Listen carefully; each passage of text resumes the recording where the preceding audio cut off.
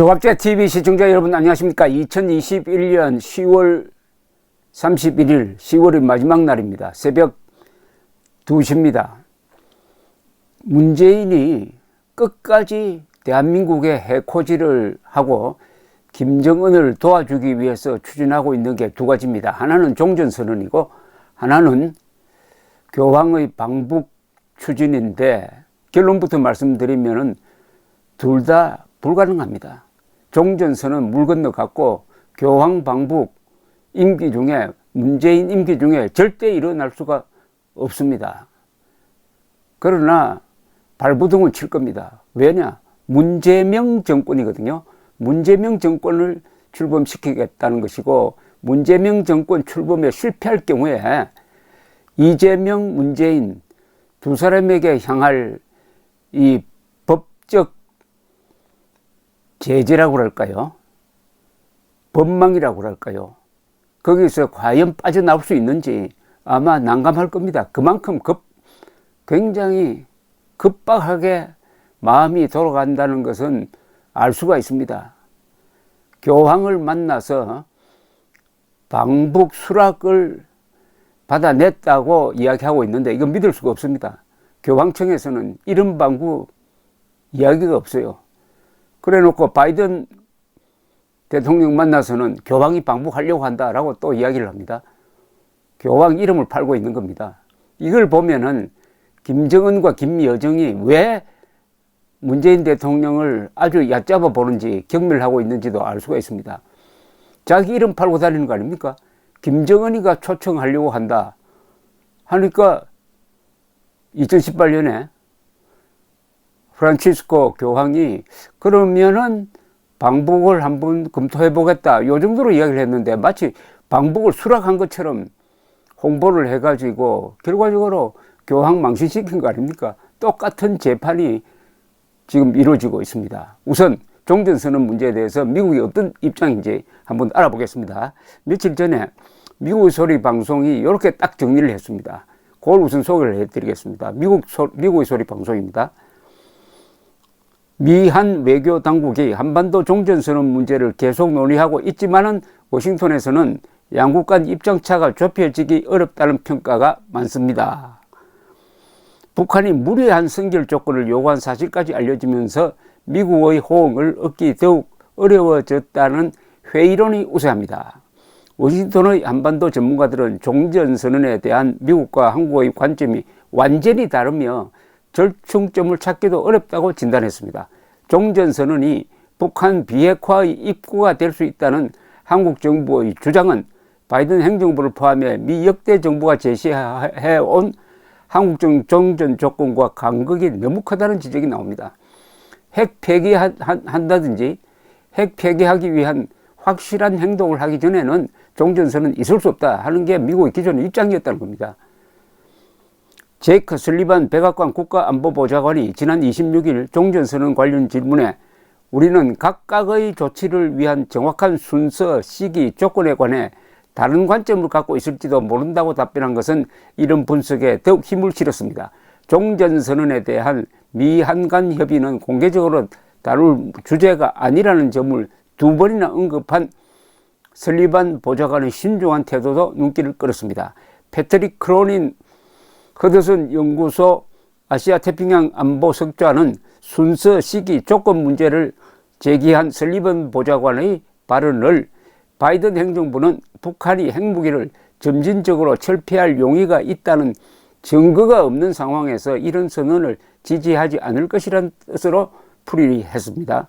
그러면서 북한 쪽에서 비핵화에 대한 진지한 의지가 없다면 종전선언은 무의미하다는 이유를 들었습니다. 한국 국회 정보위원회 야당 간사인 하태경 국민의힘 의원은 지난 28일 국정원에 대한 비공개 국정감사를 마친 뒤에 종전선언 논의를 하려면 만나야 하는데 만남을 위한 선결 조건을 북한이 제시했다면서 그 선결 조건에서는 제재 해제를 요구했는데 그 내용은 한미연합훈련 중단, 광물 수출 및 석유 수입 허용 등이라고 전했습니다. 이게 도대체 될 일입니까? 교황의 방북도 문재인의 임기 중에는 불가능합니다. 3년 동안 김정은이 초청장을 보내지 않았는데 방북 가능성이 담보되지 않는 상황에서 김정은이가 보낼 리도 없고, 보낸다 한들 교황이 진짜 천주교 신도가 한 명도 없는, 신부도 한 명도 없는, 교회도 없는 곳에 가서 뭘 하겠다는 겁니까? 더구나 유엔이 반인도 범죄자로 규정한 김정은을 만나서 뭘 한다는 겁니까? 가면은 미사를 해야 될 것 아닙니까? 미사를 하려면은 신도가 있어야 될 것 아닙니까? 신도가 있습니까? 가짜 신도뿐이지. 그러면은 신도들을 데리고 들어갑니까? 너무 많이 데리고 들어가면은 북한 체제는 큰 충격을 또 받을 것 아닙니까? 그것은 김정은이가 가장 싫어하는 것 아닙니까? 이거 완전히 코미디입니다, 코미디. 더구나 교황청은 트라우마가 있어요. 히틀러 집권 시절에 교황청이 히틀러와 협조했다는 것으로 해가지고 지금까지 독재자와 협력하는 교황청이라는 이런 어떤 의혹의 시선을 받고 있는 게 교황청입니다. 그런데 히틀러와 동급인 김정은을 만나러 교황이 방북한다는 걸 도대체 상상이나 할 수 있습니까? 그렇게 되면 세계적으로 가톨릭이 어떤 입장에 처하겠습니까? 그것까지 다 고려할 것이고, 더구나 문재인 정권이 내년 3월 9일 선거로서 끝장날 것이다. 정권 교체가 이루어질 것이다. 그 가능성이 점점 높아지고 있다 하는 것은 교황청도 알고 바이든 행정부도 알 것 아닙니까? 그러면은 이용당할 게 뻔한데 북한에 간다거나 종전선언을 하겠느냐 이겁니다. 핵무장한 북한과 무장하지 않는 한국이 종전선언을 한다는 것은 칼든 강도와 맨손 뿌린 주인이 동거한다는 뜻입니다. 그동안 주인을 지켜주었던 철조망 다 헐어버리고 경비 경찰 철수시키고 칼든 강도와 아무것도 없는 주인이 한 방에서 동거하자는 게 그 종전선언입니다. 근데 종전선언이 되면은 지금 정전협정이 무력화됩니다. 아니, 전쟁이 끝났으니까요. 그럼 휴전협정을 관리하는 조직이 바로 유엔 사령부입니다. 그럼 유엔 사령부가 존립할 수 있겠습니까? 자, 그러면은 그 순간부터는 이제 좌익들이 들고 일어나가지고 한미동맹 해체, 주한미군 철수, 유엔사 폐지를 주장할 겁니다. 논리적으로도 유엔사가 있을 수가 없어요. 자, 여기 서울에 있는 유엔사가 없어지면은, 한국에 있는 유엔사가 없어지면은, 유엔 사령부입니까? 한국에 있습니다, 지금.